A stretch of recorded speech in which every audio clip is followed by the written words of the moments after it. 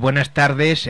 Hoy tenemos a dos invitados excepcionales, María Zaragoza e Ignacio del Valle, y vamos a hablar de sus dos últimas novelas que acaban de salir del horno. Los alemanes se vuelan la cabeza por amor, editorial Algaida, premio Ateneo Ciudad de Valladolid, que lleva un mes en las librerías, y Busca mi rostro, la editorial Plaza y Janés, que todavía ni está en ellas, ¿no?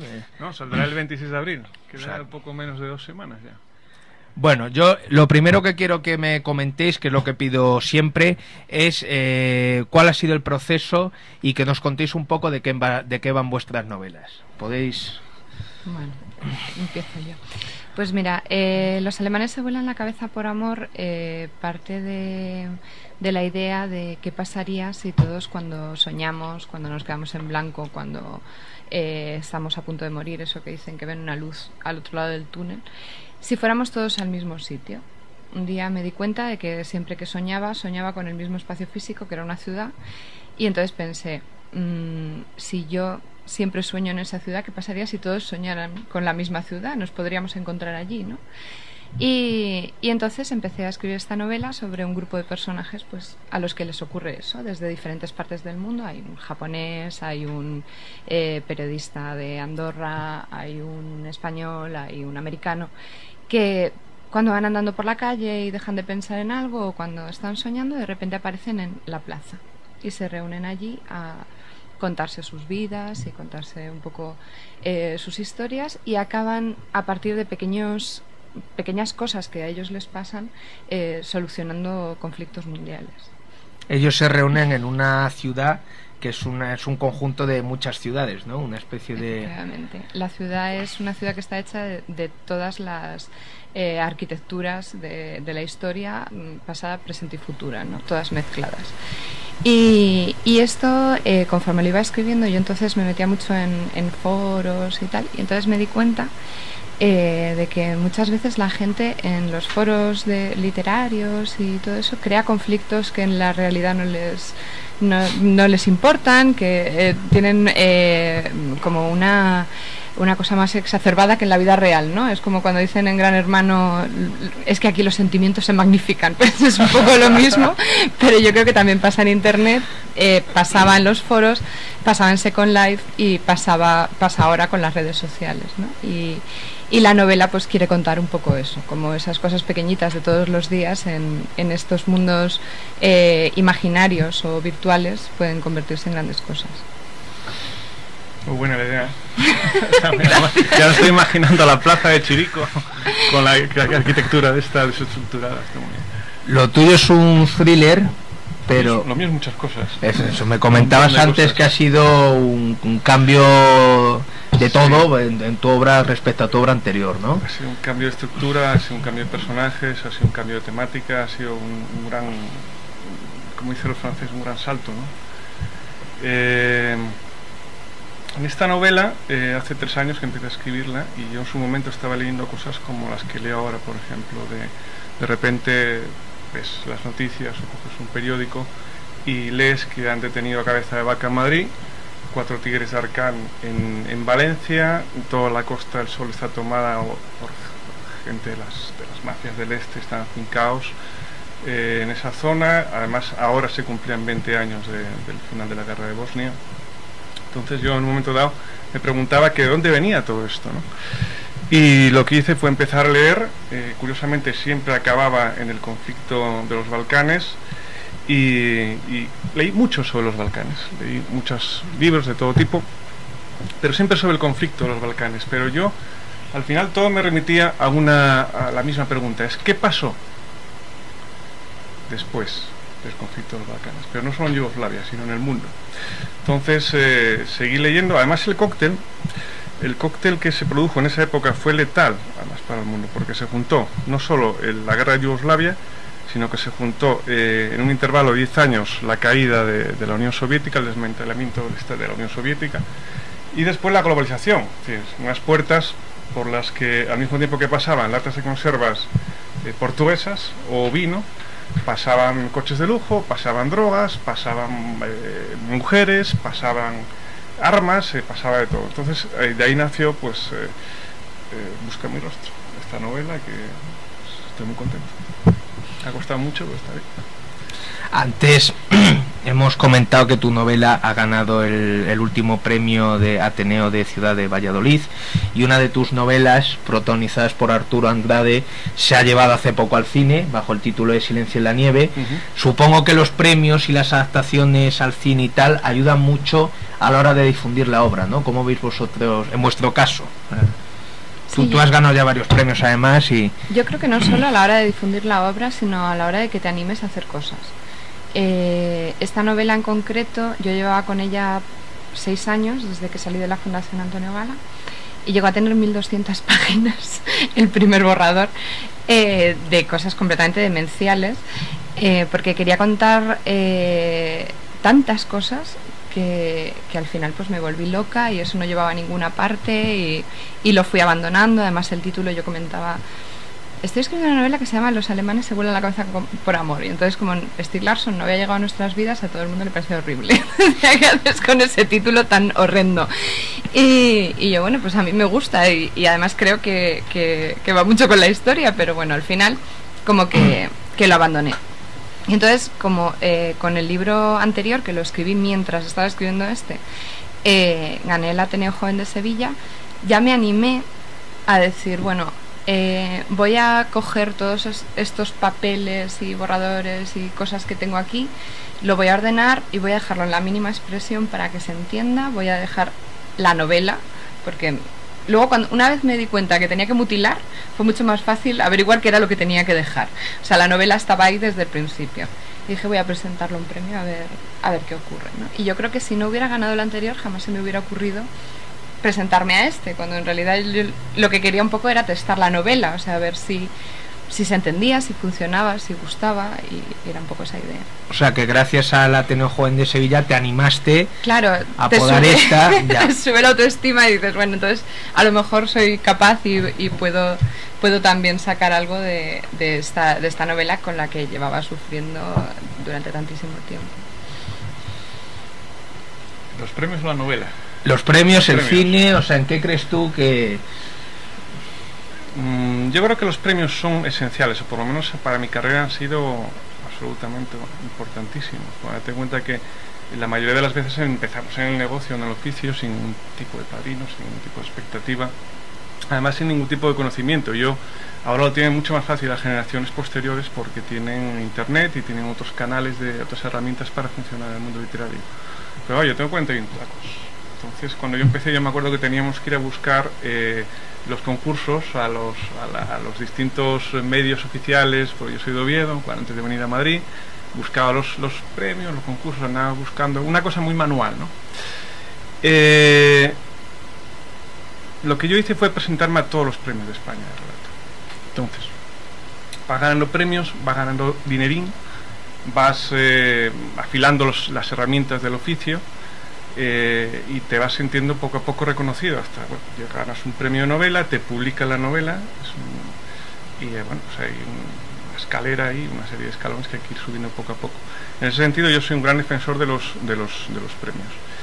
Y la otra pregunta... Sí, el cine, han llevado al cine hace poco... Es que acabamos siempre lo mismo, es decir, un premio al final es un pedestal para que tu obra y tú seáis mucho más visibles. Y una película, imagínate, se multiplica por 1000.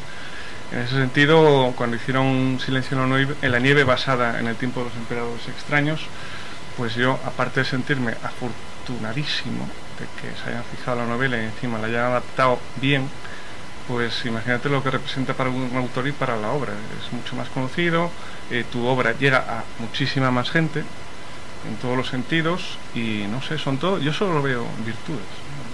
Hay un libro de Mario Puzo que sacó después de que se llevase El Padrino al cine, se llama Los papeles del Padrino, en donde cuenta que ha acabado fatal con Coppola, que no tenía nunca jamás que haber permitido que su libro se hubiese adaptado. ¿Cuál ha sido tu experiencia con Gerardo Herrero en la adaptación de la película, etcétera? Decir que El Padrino es una mala adaptación no, está un poco errado. No que sea una mala adaptación, que él decía que nunca tendría que haber permitido que se hubiese adaptado su novela, que que han quitado pasajes que son muy buenos, y yo leo la novela y me parece mucho peor que la película. Yo creo que debería... Siendo la novela buena, me parece peor que la película. Es que además yo soy copoliano. La trilogía es maravillosa, es maravillosa. No sé tú... Yo creo que debería poner un altar a Coppola y una vela todos los días. Si yo lo que haría, vamos. Entonces, no sé. Yo estoy de acuerdo con eso, pero tú... Y mandarle una rosa todos los viernes o algo por el estilo. Y comprar una cabeza de caballo, ¿no? No sé. Tu experiencia con Gerardo y estás contento con el resultado de la película y... Vamos a ver, ¿tú te acuerdas de la escena? No, es que además ha sido fantástico. ¿Tú te acuerdas de la escena aquella en la de los de Asteris, en los libros de Asteris? Cuando los legionarios estaban ahí todos puteados y tal por Europa diciendo, alístate a la legión y conocerás mundo y tal, no sé. Pues a mí, yo me alisté a la legión y conocí mundo y encima me lo pasé muy bien. ¿Por qué? Porque al final, mira, conoces a todos los actores estos, Juan Diego Botto, Carmelo Gómez, conoces un mundo absolutamente desconocido. Te vas a Lituania un montón de semanas a estar en el rodaje, pero a hacer el canelo también, ¿entiendes? Porque estás por ahí por el rodaje, yo hice una serie de reportajes, y además le pasé estupendamente, y de repente llega el día del estreno, y te ves metido en medio de una alfombra roja, a un escritor que al final somos, no sé, plumillas que estamos todo el día atados a un remo, ratitas, ¿no? De laboratorio. Es fascinante todo. Para mí fue fascinante y me lo pasé como un enano, además. Y se me nota. Sí. O sea, que esta hay que procurar, en fin, que cualquier productor se anime y la lleve al cine. Yo esto ya se lo mando a Scorsese, se la mando a Coppola ya porque ya no está el hombre para tal, pero él ya lo ha hecho. Estaría encantado. Además es muy cinematográfico porque mis novelas son muy visuales. Son muy visuales, sí. Es muy fácil de adaptar y hay mucho diálogo. Y aquí, bueno, pues tienes dos tramas. Tienes una trama de Daniel Isay y Salis Matur en Nueva York. Bueno, más tarde pues hablamos un poco de la novela. ¿Y tú ves alguna de tus novelas? No. Son más difíciles, de llevar al cine. Bueno, yo supongo que todo es ponerse. O sea, a mí me parece que no hay que tener prejuicios con la sencillez o la complicación de un texto a la hora de llevarlo al cine. De hecho, con la anterior estoy escribiendo un boceto de guión para pasárselo a un amigo que me dijo que le parecía una gran idea hacer una cosa un poco David Lynch con Dicen que estás muerta, que es la anterior novela, pero en realidad, o sea, seguramente acabemos haciendo algo un poco como de andar por casa y porque nos parezca entretenido, me da a mí la sensación, pero bueno, me hace ilusión. A mí con el mundo del cine me gusta mucho, ¿no? Esto de que cada uno pone una pequeña aportación monetaria a través de internet. Eso es una gran idea. Ya se han hecho algunas películas así, incluso algunos libros están... Sí, he visto sobre todo, bueno, revistas de amigos que eran revistas digitales y tal, que quisieron pegar el salto al papel y lo hicieron así. Y la verdad es que sí, Granite and Rainbow por ejemplo, la han sacado así. Lo que para eso tiene todo su peligro, porque antes el amigo que escribe novelas te da el manuscrito y ahora no solo te da el manuscrito, sino que pretende encima que le costes la edición. Es un horror. Bueno, ¿qué ibas a comentar, hombre? Que aquí puedes comentar lo que quieras. ¿Has ido a decir algo de tu novela? ¿Te has cortado? Aquí se puede. Para no pecar de... No, hombre, no, en absoluto. Con toda la curiosidad picada, ¿no, Sarda? Sí. No, mira, bueno, comentando esto que decís, es que este es un mundo nuevo. Es decir, hay que buscar nuevos canales de todo, para todo. Constantemente. A mí lo que es muy fascinante ver que la realidad se ha acelerado. Es decir, para mí, como un tipo curioso que soy, constatar que cada 2 meses, 3 meses cambia todo es fascinante. Ahora bien, te crea un poco de estrés, ¿no? Y a mí me da un poco de ansiedad. Inquietud. Pero también, como soy un crío pequeño, sí, pues es fascinante que me den juguetes nuevos todos los días, ¿no? Pero claro, de repente te encuentras con 500 juguetes nuevos cada día y estás un poco desbordado, ¿no? Pero bueno, yo está bien. Nada, mira, yo sí que leo un cacho, y nos situamos. Mira, son 2 policías, Daniel Isay y Salis Matur, y una es fotógrafa de guerra, Erin Shore. Buscan un servicio criminal del conflicto de los Balcanes apodado Víctor, que está asesinando en Manhattan a importantes cabecillas de mafias de Europa del Este. Mientras los policías tratan de detener una escalada de crímenes, la búsqueda del rostro del terror de Víctor, que realizó auténticas barbaridades durante la guerra, es la excusa para que Erin regrese a Sarajevo y a Yugoslavia. Allí tendrá que enfrentarse a los terribles recuerdos de su experiencia como fotógrafa de guerra durante el conflicto de los Balcanes y responder a una pregunta que es una pregunta terrible, que ¿cuál es el verdadero rostro del mal? ¿Cómo se puede definir el mal? Entonces eso me ha dado pie a tratar todo lo que son países offshore, lavado de dinero, trata de blancas, tráfico de todo tipo de materiales, corrupción política, el mundo de la moda, la propaganda, los medios, pues todo ese espectro, ¿no? Y por otro lado es una novela que transcurre en muchos sitios, por eso me ha costado tanto, porque la documentación me ha llevado 3 años, viajes a Nueva York, viajes a Yugoslavia, y transcurre entre Nueva York, Manhattan, Belgrado, Sarajevo, La Haya, Tel Aviv, y al final el conjunto, lo que yo quería contar con esta novela era dar una perspectiva global de lo que está sucediendo ahora mismo, una visión del mundo, de lo que nos rodea, todos los procesos que están sucediendo, y por otro lado quería, a través de las sucesivas historias personales de los protagonistas, cómo se imbrican con los hechos tan terribles en los que tienen que lidiar, lo que quería era que ver cómo afectaba de manera emocional a sus vidas, cómo sus vidas, pues sometidas a ese fuego constante, solucionan, gestionan esa realidad, ¿no? Al final es perspectiva y emoción. O sea, me figuro que te habrás tenido que documentar muchísimo, claro. Sí. Tú fuiste testigo, creo. Tú como te has inventado el espacio por donde se mueven los personajes, pues este problema no lo has tenido, ¿no? Hombre, lo he tenido y no lo he tenido. No, pero sí tuve un problema de documentación porque varios de los personajes que van a la plaza o están relacionados con la plaza de la novela son personas reales. Está Aung San Suu Kyi, si lo sé decir bien, que es la premio Nobel birmana Premio Nobel de la Paz de birmana, que en el momento de la novela todavía estaba en arresto domiciliario por haber ganado unas elecciones, que es una señora a la que encerraron en su casa durante 15 años por ganar unas elecciones, que a mí me parece una cosa completamente demencial. Y también sale Ana Politkovskaya, que es esta periodista que asesinaron en la puerta de su casa y lo intentaron hacer pasar por un atraco, y si no lo hubieran intentado envenenar con material radiactivo un poco antes, a lo mejor había colado, pero no coló. Sale gente que existió de verdad y momentos reales, o sea, cuando salieron los monjes en Birmania a la calle a protestar contra la junta militar, todas esas cosas están ahí. Entonces yo no he tenido que hacer millones de viajes a sitios ni tal, pero he leído periódicos para aburrir de no solo los que estaban en ese momento, las cosas que estaban sucediendo cuando lo estaba escribiendo, sino también pues de dónde venían todas esas cosas para que tuviera una coherencia. Muchas cosas que en realidad luego en la novela a lo mejor no van a aparecer, que eso es una cosa que a mí me gusta en el fondo tenerlo como cosa mía secreta, ¿no? Todo el material que has sacado y que no vas a meter en la novela porque sería un coñazo tremendo. Cuando te haga la peli Lars von Trier, pues vas a ver que muestras.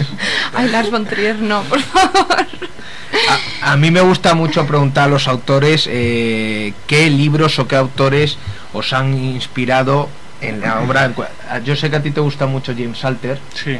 Te gusta pero muchísimo. En este caso me figuro que aquí James Salter no ha tenido demasiado que ver. No tocaba James Salter. No, lo que pasa es que me he empapado de literatura balcánica. Yo ahora controlo más los autores de la antigua Yugoslavia que los españoles, casi. Los españoles porque nos vemos todos los días, en todos los lados.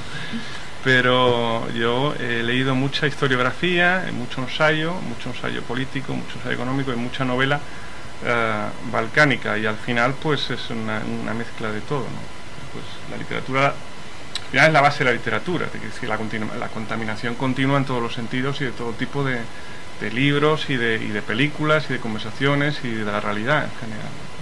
¿Y qué novela o qué libro te has descubierto, te ha llamado mucho la atención en este periodo de lecturas para...? A mí me parece un tipo fascinante, es Ivo Andrić. El del Drina, ¿no? El puente sobre el río Drina, ¿no? Exactamente. Maravillosa, extraordinaria. El puente sobre el río Drina. Pasa que crea mucha frustración. Sí. No, bueno, pero...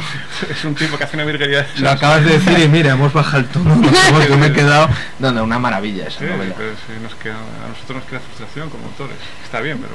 Sí, es como... O sea, porque él puede y yo no. Sí, es lo que hay. Bueno, pero sí. ¿Y en tu caso, María? Yo la verdad es que esta novela tiene un montón de libros de historia del arte, de periódicos y cosas así, pero creo que la idea surgió Fíjate que te voy a decir 3 libros que no tienen nada que ver entre sí, pero que empezó a rascar un poco la idea de esta ciudad. Por un lado, Los Miserables, de Víctor Hugo.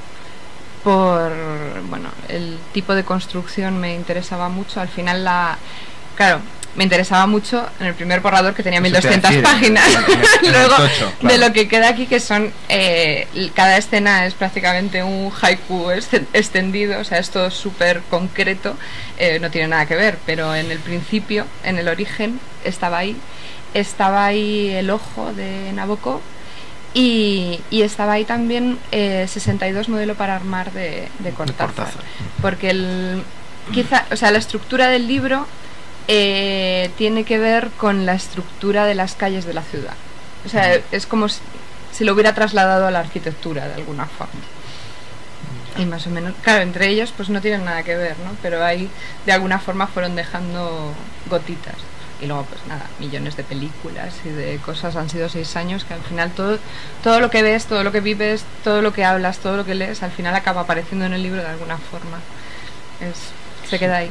Y además se nota un montón cuando un tipo no vive a la hora de escribir.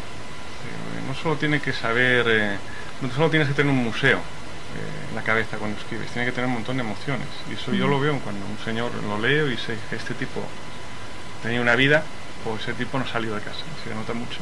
Sí. Además me gusta la gente que sale de casa, entonces pues es importante, porque si no tienes un cadáver que respira, pero no se mueve, ¿entiendes? No tiene vida. Eso pasa, por ejemplo, con las novelas de Javier Marías.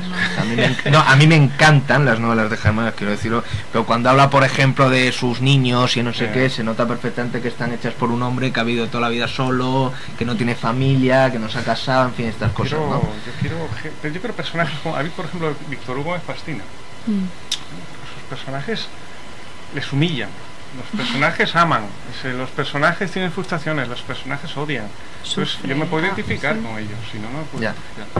Sí. O te crean si no te identificas con ellos, te crean una emoción real. Es que, o sea, puedes decir, te odio profundamente. Claro, pero yo quiero ser más inteligente, leo un ensayo.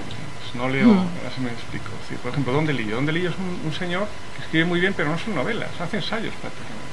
Entonces, que etiquétalo como otra cosa, no es una novela, porque sus personajes solo son, y gustándome DeLillo, sí, no me gusta, sí, pero sus personajes solo son una ¿cómo sería? Son personajes históricos, un medio para contar sus ideas sobre el mundo. Ellos no tienen vida propia. Sí, la de Mao, la de Kennedy o la de... Y sin embargo, pues bueno, es cualquier otro señor y estás emocionadísimo. Como el otro día yo fui a ver Titanic el otro día, hacía 15 años que no lo veía. No, claro. Yo entiendo que no puedo pecar de intelectual después de decir esto, pero yo es que me emocioné un montón. Otra vez había llorado como una magdalena hace 15 años cuando Jack Dawson se hundía en el Atlántico Norte, y después me fui otra vez, esta vez en 3D, que no aporta nada porque no me enteraba de nada, tenía que quitar las gafas. A mí me pasó igual. Y bueno, era emocionantísimo ver a otro loco pegando tiros a tiro limpio por el barco detrás de ellos dos. Sí, los músicos. Yo me lo pasé pipa. Bueno, tenemos que ir terminando, me da mucha pena porque estoy muy a gusto, espero que lo hayáis pasado bien. Acabamos de arrancar, hombre. Y nada, yo solo recomendar estas 2 novelas, Los alemanes se vuelan la cabeza por amor, María Zaragoza, Editorial Algaida, y Busca mi rostro, Ignacio del Valle, Plaza Janés, y hasta la próxima semana. Muchas gracias.